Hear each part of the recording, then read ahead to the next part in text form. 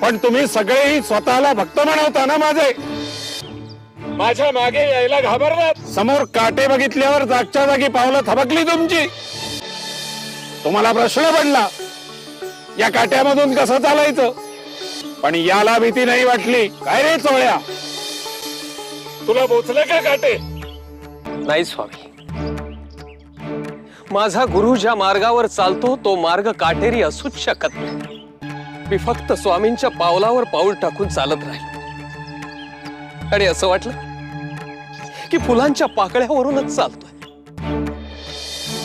आणि एक गोष्ट लक्षात ठेवा, जो गुरु आपल्याला काट्यावरून चालायला लावतो तो आपल्या भक्तांना ते काटे बोचणार नाही याचीही काळजी घेतो. सर्वस्व अर्पण करून गुरुला शरण जाताना मनात